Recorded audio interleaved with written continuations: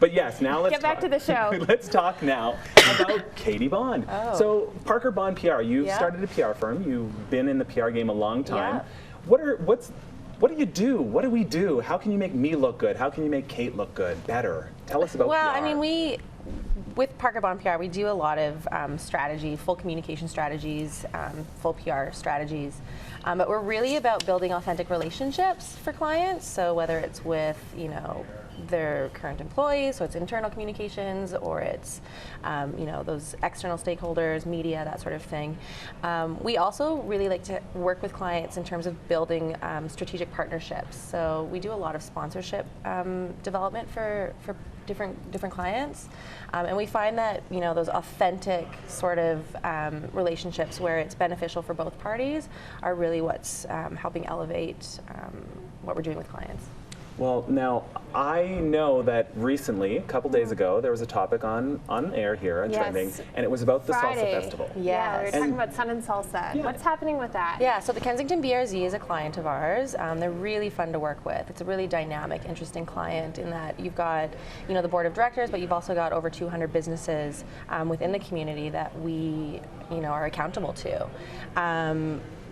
Having worked with them for a good 6 months, something that they felt was beneficial was it's a really vibrant, really exciting community, and Sun and Salsa Fest, I'm sure most people have heard, has been canceled for this year, but that allows for more programming, more events throughout the year. I mean, there's 365 days in the year, so there's 365 days you could be going down to Kensington.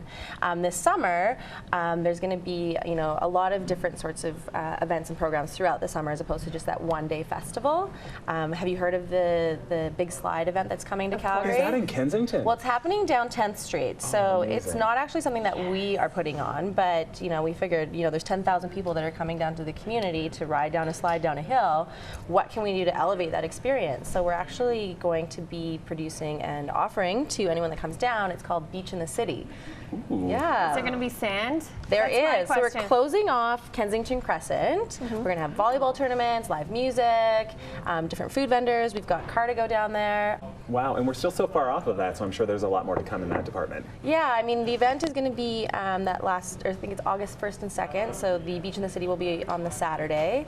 And then following that, throughout August, we're going to be doing a weekly outdoor movie. So there's different things sort of, as opposed to just the one day, like I said, different stuff throughout the summer. Is that just because it was getting too big in the Sun and Salsa Festival, or what was sort of the reasoning switching? It is a huge festival. It does definitely, it brings on a lot of people, so there's a bit of a strain on the community in terms of facilitating that. I think that the collective sort of thought process was, let's take the resources that are needed to build out that one-day festival and allocate them throughout the year. It adds value for the businesses because we're bringing people down to the community consistently throughout the year as opposed to just that one day. And I actually sent a couple of people off of Twitter to the Easter in Kensington. Yes. So good job on that. And there's a lot of times where people, like Jess had said, that they're not sure what's happening and where to go. And I mean, that's a great tool we have on the Twitter. And to be able to follow Kensington on the Twitter those are where you find the activities. Oh yeah, so there's a website, there's Facebook, Twitter, Instagram. So we use all those sort of different platforms to share that messaging with people, and then obviously working with the businesses. I mean, they've got their clients, their audiences, so having them engaged, having them a part of it, which really elevates the experience for everyone involved. So you'll often see posters in all the stores. All of the businesses are definitely in the know of what's going to be happening and are able to share through their platforms as well. Lots of exciting things coming, especially as we get into the summer months.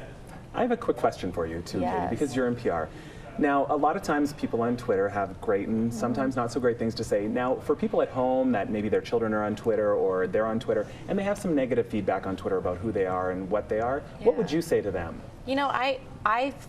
I'm never a fan of saying really negative things through social media. I think if you've had a bad experience or something, really just blasting something out without a sort of follow through or reasoning is often just, you're just being angry, just venting.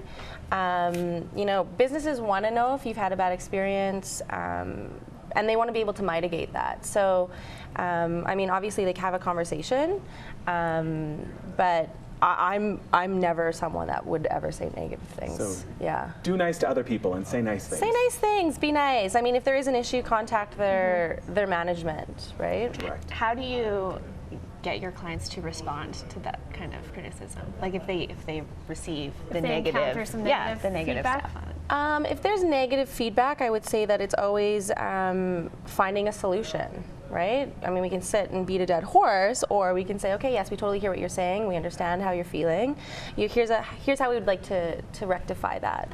As long as you have a way of fixing it, I think people tend to be happy with that. Katy Bond from Parker Bond PR. You can find her there if you want more information.